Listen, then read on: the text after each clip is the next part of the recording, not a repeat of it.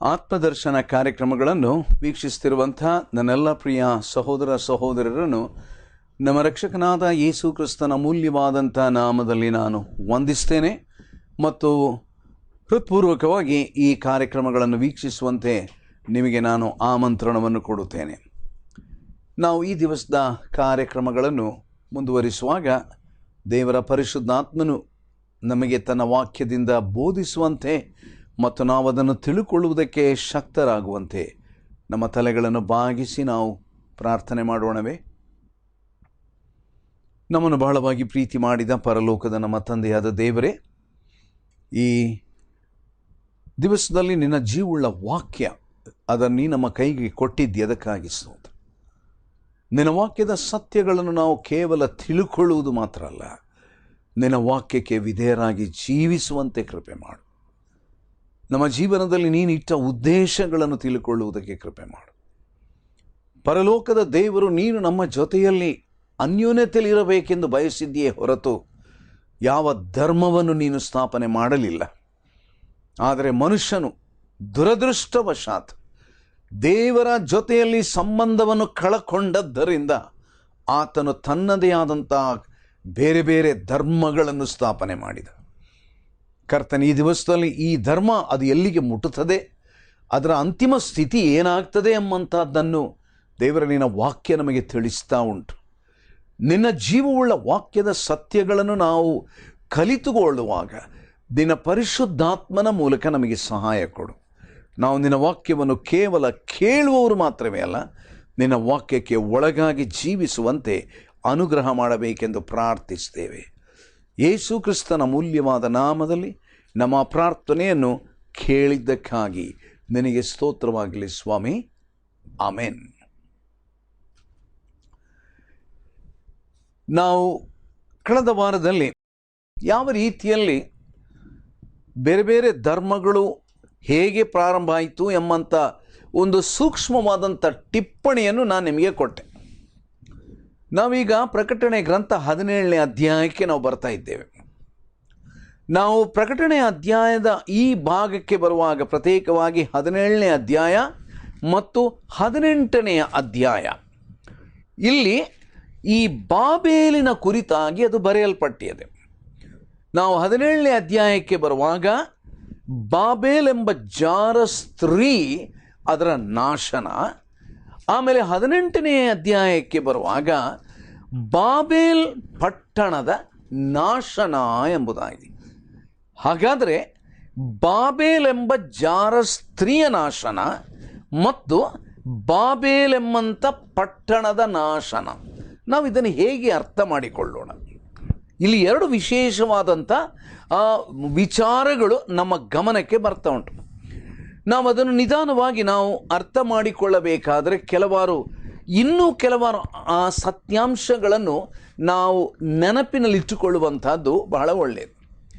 Now when we come to the book of Revelation chapter 17 and chapter 18, now there we come across Babel, the adulterous woman, and Babel, the city. And the Bible talks about the destruction of the adulterous woman Babel and the city Babel in 18th chapter. How come that we can understand? Last week I have given you a very brief note how the ideology of religious things came into the world. Now before we get into the word, ನಾವು ದೇವರ ವಾಕ್ಯದ ಈ ಸತ್ಯಾಂಶಗಳನ್ನು ನಾವು ಸರಿಯಾಗಿ ಅರ್ಥ ಮಾಡಿಕೊಳ್ಳಬೇಕಾದರೆ ನಾನು ಇನ್ನೂ ಕೆಲವಾರು ಪ್ರಾಮುಖ್ಯವಾದ ಸತ್ಯಗಳನ್ನು ನಿಮ್ಮ ಗಮನಕ್ಕೆ ನಾನು ಹೇಳುವಂಥದ್ದು ಅದು ಬಹಳ ಪ್ರಾಮುಖ್ಯವಾಗಿದೆ. ಈ ಸತ್ಯಾಂಶಗಳನ್ನು ನೀವು ಚೆನ್ನಾಗಿ ಅರ್ಥ ಮಾಡಿಕೊಂಡಾಗ ಮಾತ್ರವೇ ನಾನು ಖಂಡಿತವಾಗಿ ನಂಬ್ತೇನೆ ಪ್ರಕಟಣೆ ಗ್ರಂಥ 17 ಮತ್ತು 18ನೇ ಅಧ್ಯಾಯಗಳು ಅದು ನಿಮಗೆ ಬಹಳ ಸ್ಪಷ್ಟವಾಗಿ ಅರ್ಥವಾಗ್ತದೆ. ಯಾಕಂದರೆ ಈ ಎರಡು ಅಧ್ಯಾಯಗಳು ಲೋಕದಲ್ಲಿ ಅನೇಕ ಜನರು ಬೇರೆ ಬೇರೆ ರೀತಿಯಲ್ಲಿ ಅದರ ವ್ಯಾಖ್ಯಾನಗಳನ್ನು ಮಾಡಿದ್ದಾರೆ. ನಾನೀಗ ಅದರ ವ್ಯಾಖ್ಯಾನಗಳ ಬಗ್ಗೆ ನಾನು ಹೋಗುವುದಿಲ್ಲ. ಅಥವಾ ಬೇರೆಯವರು ಮಾಡಿದಂಥದ್ರ ವಿರುದ್ಧವಾಗಿಯೂ ನಾನು ನಕಾರಾತ್ಮಕವಾಗಿ ನಾನು ಹೇಳುವುದಕ್ಕೆ ಹೋಗುವುದಿಲ್ಲ. ಆದರೆ ಒಂದು ವಿಷಯವನ್ನು ನಾವು ಈ ದಿವಸದಲ್ಲಿ ದೇವರ ವಾಕ್ಯವನ್ನು ನಮ್ಮ ಆಧಾರವಾಗಿ ಇಟ್ಟುಕೊಂಡು ಕೆಲವಾರು ಹಿನ್ನೆಲೆಗಳನ್ನು ನಾವು ಆಲೋಚನೆ ಮಾಡೋಣ. ನಾವು we need to understand certain background material before we can really understand the book of Revelation chapter 17. ಪ್ರಕಟಣೆಯ 17-18 ಅಧ್ಯಾಯಗಳನ್ನು ನಾವು ಅರ್ಥ ಮಾಡಿಕೊಳ್ಳಬೇಕಾದರೆ, now I wonder how many of you have read the book written by Karl Marx. He was very famous for establishing the communism. Communist ತತ್ವವನ್ನು ಪ್ರತಿಪಾದನೆ ಮಾಡಿದಂಥ ಒಬ್ಬ ಮಹಾವ್ಯಕ್ತಿ Karl Marx. Now there are many things that we can look into, but there is certain element of truth in Karl Marx often quoted statement. Karl Marx ಆತನು ತನ್ನ ಪುಸ್ತಕದಲ್ಲಿ ಅನೇಕ ಸಾರಿ ಒಂದು ವಿಷಯವನ್ನು ಬಹಳ ಒತ್ತಿ ಹೇಳ್ತಾ ಇದ್ದಾನೆ. I am sure that many of us who have read Karl Marx, you are able to remember what I am telling you. ನಾನೇನು ಹೇಳ್ತಾ ಇದ್ದೇನೆ ಎಂಬುವಂತಹದ್ದನ್ನು ನೀವು ಅರ್ಥ ಮಾಡಿಕೊಳ್ಳಿಕ್ಕೆ ಒಂದು ವೇಳೆ ಸಾಧ್ಯವಾಗಿದೆ. You know what Karl Marx said? He said, religion is the opium of the people. Religion is the opium of people. ಧರ್ಮ ಅದು ಮನುಷ್ಯನಿಗೆ ಒಂದು ರೀತಿಯಾದಂಥ ನಶೆಯನ್ನು ತರತಕ್ಕಂಥ, ಅಮಲು ತರತಕ್ಕಂಥ ಒಂದು ವಿಚಾರವಾಗಿಯದೆ ಎಂಬುದಾಗಿ. Now may I tell you one thing, as I already told, there is a certain element in it. ಒಂದು ವೇಳೆ ಇದರಲ್ಲಿ ಒಂದು ಸ್ವಲ್ಪ ಕೆಲವು ವಿಚಾರಗಳನ್ನು ನಾವು ಗಮನಿಸುವಂಥದ್ದು ಬಹಳ ಒಳ್ಳೆಯದು.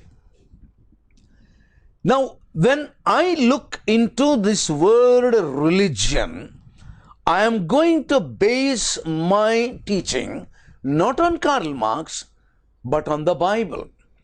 ಕಾರ್ಲ್ ಮಾರ್ಕ್ಸ್ನ ಥಿಯರಿಯಲ್ಲಿ ನಾನು ವಾಕ್ಯವನ್ನು ನಿಮಗೆ ಬೋಧನೆ ಮಾಡ್ತಾ ಇಲ್ಲ, ಆದರೆ ಸತ್ಯವೇದದ ಹಿನ್ನೆಲೆಯಲ್ಲಿ ವಾಕ್ಯವನ್ನು ನಿಮ್ಮ ಮುಂದಕ್ಕೆ ನಾನು ತರ್ತಾ ಇದ್ದೇನೆ. Because the Bible is God given book to the humanity. It's a God breathed book.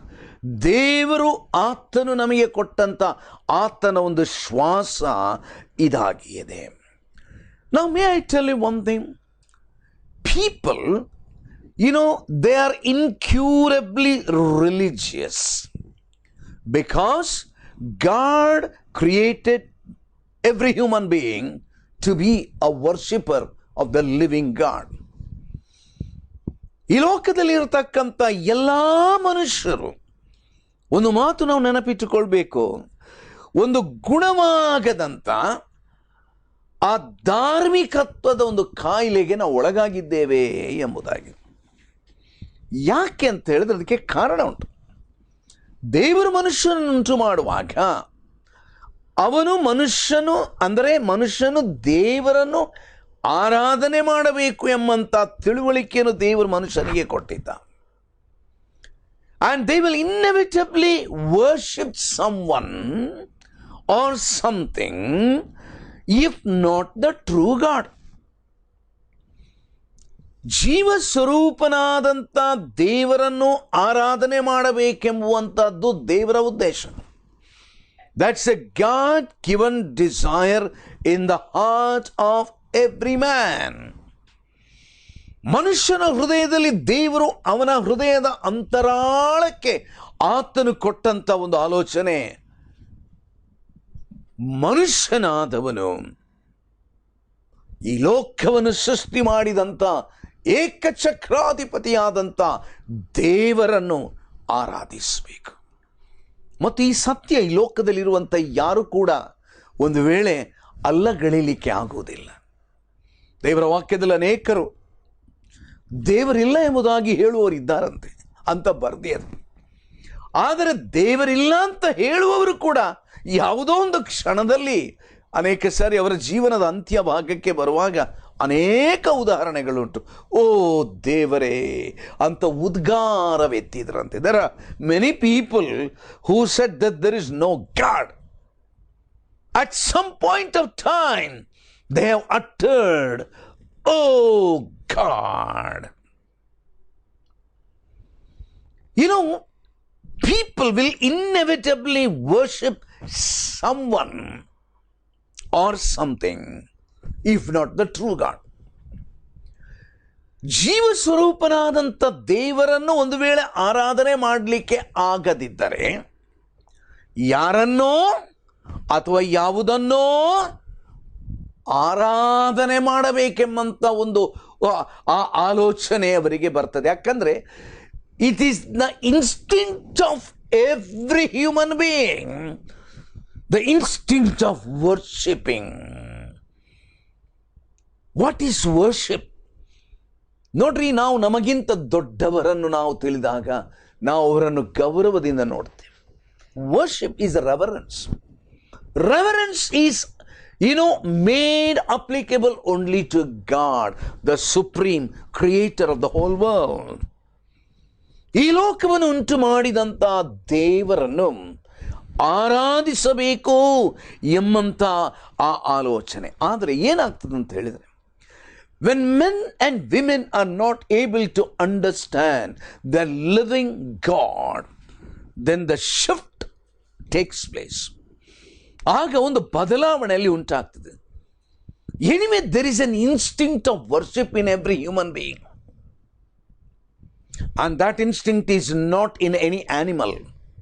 Nodri, when God created man, he was completely different than an animal world. It's only a human being has the deep instinct of worship. So what happens over a period of time? When men and women are not able to understand the living God, the only true God, you know what people have done? They made their own gods. They made their own gods. ತಮ್ಮದೇ ದೇವತೆಗಳನ್ನು ಅಥವಾ ದೇವರುಗಳನ್ನು ಅವನು ಮಾಡಿದರು. ನನ್ನ ಪ್ರಿಯರ, ನನಗೆ ಅನೇಕ ಸಾರಿ ಬಹಳ ವಿಚಿತ್ರವಂತ ಅನಿಸ್ತದೆ. By agreement we all agree that there is only one God. For the birth of a child, there cannot be two fathers. There is only one father. ನಮ್ಮನ್ನುಂಟು ಮಾಡಿದಂಥ ನಮ್ಮ ನಿರ್ಮಾಣಿಕನಾದಂಥವನು ಆತನು ಏಕೈಕ ದೇವರು. ಹಾಗಾದರೆ ನಾವು ಅನೇಕ ಕಡೆಗಳಲ್ಲಿ ಬೇರೆ ಬೇರೆ ವ್ಯಕ್ತಿಗಳನ್ನು ನಾನು ದೇವರು ಎಂಬುದಾಗಿ ಹೇಳುವುದೇ ಹಾಗೆ. ಅನೇಕ ಸಾರಿ ಅದಕ್ಕೆ ಉತ್ತರವನ್ನು ಅನೇಕರು ಕೊಡ್ತಾರೆ. ದೇವನು ಒಬ್ಬನಂತೆ, ಆದರೆ ಹಲವು ನಾಮಗಳಂತೆ. ದೇವರು ಒಬ್ಬನೇ, ಆದರೆ ಹಲವು ನಾಮಗಳು. ಹಾಗಾದರೆ ಒಂದು ಪ್ರಶ್ನೆ, ಈ ಒಂದೇ ದೇವರು ಹಲವು ನಾಮಗಳಾಗಿದ್ದರೆ ಅವನ ಆಕಾರ ಆದರೂ ಒಂದೇ ರೀತಿಯಲ್ಲಿ ಕಾಣಿಸ್ಬೇಕಲ್ಲ.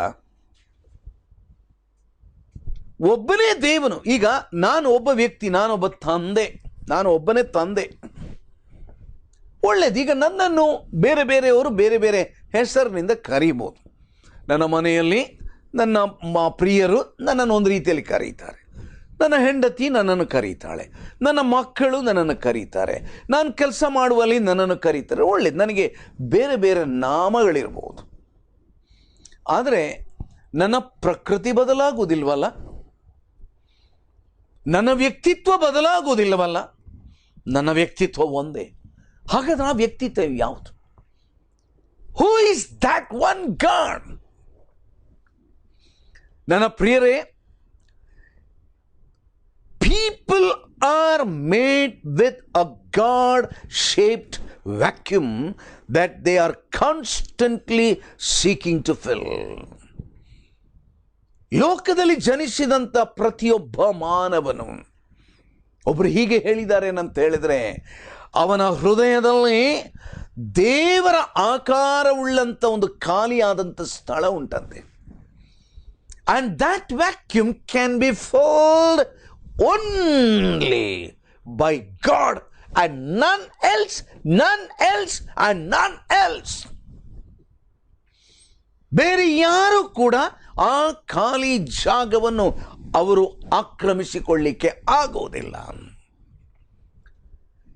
Now as we go back to the Old Testament, since the time of fall, ಮನುಷ್ಯನು ಪಾಪ ಮಾಡಿದ ದಿವಸದಿಂದ man's innate longing to know God has been twisted. ನಾನು ದೇವರನ್ನು ಹುಡುಕಬೇಕು, ನೋಡಬೇಕು, ತಿಳ್ಕೊಳ್ಬೇಕು ಎಂಬಂತ ಆಲೋಚನೆ ಅದು ತಿರುಮುರುವಾಗಿದೆ. And it has become perverted even. People still seek something to worship. ಆರಾಧನೆ ಮಾಡಲಿಕ್ಕಾಗಿ ಅವರು ಹುಡುಕ್ತಾರೆ. They seek something or someone to worship, but no longer seek the true God. ನಿಜ ದೇವರನ್ನು ಅವರು ಹುಡುಕ್ತಾ ಇಲ್ಲ. ಅವರು ಈ ದಿವಸ ಹುಡುಕೋದೇನು ಗೊತ್ತುಂಟು, ಅವರಿಗೆ ಗೊತ್ತುಂಟು ನಾನು ಆರಾಧನೆ ಮಾಡಬೇಕು. I need to worship. ಯಾರನ್ನು ಆರಾಧನೆ ಮಾಡಬೇಕು? ಯಾವುದೋ ಒಂದು ವ್ಯಕ್ತಿಯನ್ನು, ಯಾವುದೋ ಒಂದು ಒಂದು ಆಕೃತಿಯನ್ನು, ಅಥವಾ ಯಾವುದೋ ಒಂದು ವಸ್ತುವನ್ನು ಅಂತೂ ನನಗೊಂದು ತೃಪ್ತಿ ಆಗಬೇಕು. My heart should feel some kind of a little satisfaction that I have worshipped. ಆದುದರಿಂದ ಆ ಮನುಷ್ಯನು ಏನು ಮಾಡ್ತಾನಂತ ಹೇಳಿದರೆ, that people, they really seek something to worship, but they do not no longer seek the true God. If you look into the Bible, in the book of Romans chapter 3 verse 11, ರೋಮಾಪುರದವರಿಗೆ ಬರೆದ ಪತ್ರ 3ನೇ ಅಧ್ಯಾಯ 11ನೇ ವಚನದಲ್ಲಿ ಭಕ್ತನಾದಂಥ ಪೌಲನು ಹೀಗೆ ಹೇಳ್ತಾ ಇದ್ದಾನೆ. You know what Paul is telling? There is none who seeks for God. Either the Bible is right or false. I will tell, as a servant of God, the Bible is true. The Bible says there is none who seek God. ದೇವರನ್ನು ಹುಡುಕುವವರಿಲ್ಲ, ದೇವರನ್ನು ಹುಡುಕುವವರಿಲ್ಲ. Because as Jesus declared, ಯೇಸು ಸ್ವಾಮಿ ಏನು ಹೇಳಿದ ಗೊತ್ತಾ? ಯೋಹಾನ ಸುವಾರ್ತೆ 6ನೇ ಅಧ್ಯಾಯ 44ನೇ ವಚನ, John's gospel chapter 6 and verse 44, Jesus made a declaration. Now Jesus said, no one can come to me unless the Father who sent me draws him. It's a very wonderful teaching Jesus Christ has been given. No one can come to me unless the Father who sent me draws him. ಏನರ್ಥ? ಯೇಸು ಸ್ವಾಮಿ ಬಹಳ ಗಂಭೀರವಾದ ಸತ್ಯವನ್ನು ಆತನು ಹೇಳ್ತಾನೆ. ನನ್ನ ಬಳಿಗೆ ಯಾರು ಬರಬೇಕಾದ್ರೂ ಕೂಡ ನನ್ನನ್ನು ಕಳುಹಿಸಿದಂಥ ಪರಲೋಕದ ತಂದೆಯಾದಂಥ ದೇವರು ಆತನನ್ನು ಎಳೆಯದ ಹೊರತು ಅವನು ನನ್ನ ಬಳಿಗೆ ಬರಲಿಕ್ಕೆ ಆಗುವುದಿಲ್ಲ. My dear brother, my dear sister, think about it very seriously. You know what Paul said? There is none who seek God. But what is the common understanding? ನಾವು ಏನು ಹೇಳ್ತೇವೆ, ನಾವು ಮನುಷ್ಯರು ದೇವರನ್ನು ಹುಡುಕುತ್ತಿದ್ದಾರೆ ಅಂತ. In reality, no one is seeking God. That's what the Bible says. He is only satisfying an inner ego, an inner emptiness that he knows there is an urge. I must worship, I must worship, I must worship, I must worship, I must worship. ನಾನು ಆರಾಧನೆ ಮಾಡಬೇಕು, ನಾನು ಆರಾಧನೆ ಮಾಡಬೇಕು. ಯಾವುದಾದ್ರೂ ಸರಿಯಪ್ಪ, ಆಯಿತು. ಎದುರಿಗೆ ಯಾವುದೋ ಒಂದು ವ್ಯಕ್ತಿ ಅಥವಾ ಒಂದು ಶಕ್ತಿ ಅಥವಾ ಒಂದು ವಸ್ತು, ನಾನೀಗ ಆರಾಧನೆ ಮಾಡಿದೆ, ಖುಷಿ ಆಯಿತು ನನಗೆ. He feels a kind of a temporary satisfaction. May I tell you one thing? Sadly, man's need for a relationship with God has been corrupted by his love of sin. ಮನುಷ್ಯನು ಆತನು ಪಾಪವನ್ನು ಪ್ರೀತಿ ಮಾಡುವುದರಿಂದ ಏನಾಗಿದಂತೆ ಹೇಳಿದರೆ, ಅವನು ನಿಜವಾಗಿಯೂ ಕೂಡ ಜೀವ ಸ್ವರೂಪನಾದಂಥ ದೇವರ ಅನ್ಯೋನ್ಯತೆಯಲ್ಲಿ ನಾನು ಇರಬೇಕು ಎಂಬಂಥ ಬಯಕೆ ಆತನಲ್ಲಿ ಇಲ್ಲದೆ ಹೋಗಿದೆ. The sin has corrupted the human being. ಪಾಪವು ಮನುಷ್ಯನನ್ನು ಅದುಮಿಟ್ಟಿಯದೆ. ಯಾವುದರಿಂದ ಅದುಮಿಟ್ಟಿಯದೆ? ಜೀವ ಸ್ವರೂಪನಾದಂಥ ದೇವರ ಜೊತೆಯಲ್ಲಿ ನಾನು ಸಂಬಂಧದಲ್ಲಿಟ್ಟುಕೊಳ್ಳಬೇಕು. ನನ್ನ ಪ್ರಿಯರೇ, ನಾನೊಂದು ಒಂದು ಒಂದು ವಿಷಯ ನಾನು ಸ್ಪಷ್ಟೀಕರಿಸ್ತೇನೆ. ಒಂದು ವೇಳೆ ನಾನು ತಂದೆ, ನನಗಿಬ್ಬರು ಮಕ್ಕಳಿದ್ದಾರೆ, ನಾನು ಯಾವುದೋ ಒಂದು ಕಾರ್ಯದ ನಿಮಿತ್ತ ಪರದೇಶಕ್ಕೆ ನಾನು ಹೋಗಬೇಕು. ನಾನು ಪರದೇಶಕ್ಕೆ ಹೋಗುವಾಗ 2 ವರ್ಷ ನಾನು ನನ್ನ ಮಕ್ಕಳನ್ನು, ನನ್ನ ಹೆಂಡತಿಯನ್ನು ನೋಡಲಿಕ್ಕೆ ಆಗುವುದಿಲ್ಲ. ಒಳ್ಳೆಯದು. ಅವರು ಒಂದು ವೇಳೆ ಈಗ ನನ್ನ ಒಂದು ಫೋಟೋ ಮನೆಯಲ್ಲಿ ಇಟ್ಟುಕೊಳ್ತಾರೆ. ಆ ಫೋಟೋವನ್ನು ಇಟ್ಟುಕೊಂಡು ಇದು ನಮ್ಮ ಡ್ಯಾಡಿ ಅಂತ ಆ ಮಕ್ಕಳು ಹೇಳ್ತಾರೆ. ಆ ಹೆಂಡತಿ ಇದು ನಮ್ಮ ಗಂಡ ಅಂತ ಒಂದು ವೇಳೆ ಬಂದವರಿಗೂ ಕೂಡ ಆಕೆ ಅದರ ಪರಿಚಯ ಮಾಡ್ತಾಳೆ. ಒಳ್ಳೆಯದು. ಆದರೆ ಒಂದು ಪ್ರಶ್ನೆ, ಆ ಫೋಟೋ ಜೊತೆಯಲ್ಲಿ ಆ ಹೆಂಡತಿಗಾಗಲಿ ಅಥವಾ ಮಕ್ಕಳಿಗಾಗಲಿ ಯಾವುದಾದ್ರೂ ಸಂಬಂಧ ಉಂಟಾಗ ಇಲ್ಲ. ಆ ಮಕ್ಕಳು ಆ ಫೋಟೋ ಜೊತೆಯಲ್ಲಿ ಮಾತನಾಡಲಿಕ್ಕೆ ಆಗ್ತದ ಅಥವಾ ಆ ಫೋಟೋ ಆ ಮಕ್ಕಳ ಜೊತೆಯಲ್ಲಿ ಮಾತಾಡ್ತದ? You cannot replace a relationship with your daddy with a photograph. ನಿನ್ನ ಪರಲೋಕದ ತಂದೆಯಾದಂಥ ದೇವರ ಜೊತೆಯಲ್ಲಿ ನಾನು ಸಂಬಂಧವನ್ನು ಕಲ್ಪಿಸುವ ಬದಲಿಗೆ ನಾನು ಯಾವುದೋ ಒಂದು ನನ್ನದೇ ಆದಂಥ ಆಕಾರಗಳನ್ನು ಮಾಡಿ ನಾನು ಆರಾಧನೆ ಮಾಡ್ತೇನೆ, ನಾನು ವರ್ಷಿಪ್ ಮಾಡ್ತೇನೆ, ನಾನು ದೇವರಿಗೆ ನಾನು ವರ್ಷಿಪ್ ಮಾಡ್ತೇನೆ. ನನಗೆ ಅವನು ಗೊತ್ತಿಲ್ಲ ಎಲ್ಲಿ ಅಂತ ಹೇಳಿಕೊಂಡು ನನ್ನದೇ ಆದಂಥ ಒಂದು ಆಕೃತಿ ಮಾಡಿದ್ದೇನೆ.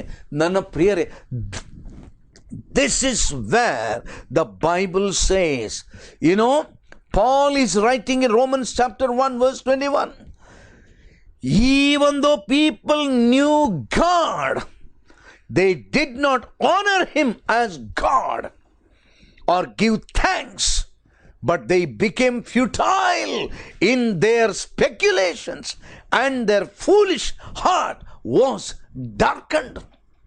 ನನ್ನ ಪ್ರಿಯರೇ, ದೇವರ ದಾಸನಾದಂಥ ಪೌಲನು ಆತನು ರೋಮಾಪುರದವರೆಗೆ ಬರೆಯುವಾಗ ಬಹಳ ಗಂಭೀರವಾಗಿ ನೇರವಾಗಿ ಆತನು ಈ ಮಾತುಗಳನ್ನು ಬರೀತಾ ಇದ್ದಾನೆ.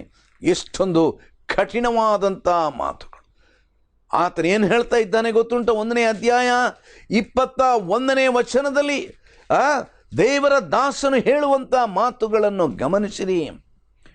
ಯಾಕಂದರೆ ದೇವರ ವಿಷಯವಾಗಿ ಅವರಿಗೆ ತಿಳುವಳಿಕೆ ಇದ್ದರೂ ಅವರು ಆತನನ್ನು ದೇವರೆಂದು ಘನಪಡಿಸಲಿಲ್ಲ, ಆತನ ಉಪಕಾರಗಳನ್ನು ನೆನೆಸಿ ಆತನನ್ನು ಸ್ತುತಿಸಲಿಲ್ಲ. ಅವರು ವಿಚಾರ ಮಾಡಿ ಮಾಡಿ ಫಲ ಕಾಣಲಿಲ್ಲ. ವಿವೇಕವಿಲ್ಲದ ಅವರ ಮನಸ್ಸು ಕತ್ತಲಾಯಿತು. ಇದು ಮನುಷ್ಯನ ಸ್ಥಿತಿ. ದೇವರ ವಾಕ್ಯ ನಮಗೆ ತಿಳಿಸ್ತಕ್ಕಂಥ. ನನ್ನ ಪ್ರಿಯರೇ, ನಾನು ಯಾಕೆ ಇದನ್ನು ನಾನು ಹೇಳ್ತೇನೆ ಅಂತ ಹೇಳಿದ್ರೆ, ನಾವು ಎಲ್ಲಿಯವರೆಗೆ ಜೀವ ಸ್ವರೂಪನಾದಂಥ ದೇವರ ಅನ್ಯೋನ್ಯತೆ, ಸಹಬಾಳ್ವೆ, ಆತನ ಜೊತೆಯಲ್ಲಿ ಆ ಸಂಬಂಧ ನಾವು ಸ್ಥಾಪಿಸಲ್ಪಡುವುದಿಲ್ಲವಾ, ಅಲ್ಲಿಯವರೆಗೆ we are only maintaining a religion, not relationship. Now today morning as I am continuing these Bible studies, may I tell you, as the servant of God, I am calling you not to follow a system or a religion. I am calling you for a relationship with the living God. ದೇವರ ಜೊತೆಯಲ್ಲಿ ಆ ಅನ್ಯೋನ್ಯತೆಗಾಗಿ ನಿಮಗೆ ನಾನು ಕರೆ ಕೊಡುತ್ತಾ ಇದ್ದೇನೆ. It's not a religion. It's not even shifting some religion from that religion to this religion. ಆ ಧರ್ಮದಿಂದ ಈ ಧರ್ಮ ಅಥವಾ ಆ ಧರ್ಮದಿಂದ ಈ ಧರ್ಮ ಅಲ್ಲವೇ ಅಲ್ಲ ಪ್ರಿಯರೇ. Are you willing to listen to me? Watch out. Next week I will continue this topic. Till then, may God bless you. Shall we pray? ಸ್ವಾಮಿ, ನೀ ನಮಗೆ ಈ ಲೋಕಕ್ಕೆ ನಮ್ಮ ರಕ್ಷಕನಾದ ಯೇಸುವನ್ನು ಕಳಿಸಿಕೊಟ್ಟದ್ದು ಒಂದು ಧರ್ಮ ಸ್ಥಾಪನೆ ಮಾಡಲಿಕ್ಕೆ ಅಲ್ಲ, ಆದರೆ ಆತನ ಮೂಲಕವಾಗಿ ನಾವು ಜೀವ ಸ್ವರೂಪನಾದ ದೇವರ ಅನ್ಯೋನ್ಯತೆಯನ್ನು ಗಳಿಸಿಕೊಳ್ಳುವುದಕ್ಕಾಗಿ. ಓ God, you expect us to have a relationship, not a religion. Lord, we are proclaiming, none of us, we are not proclaiming a religion. We are proclaiming the relationship with the living God who created the whole world. Teach us, Lord, more as we get into the Bible. Thank you for hearing our prayer, which we have offered in the blessed name of our Lord and Savior, Jesus Christ. Amen.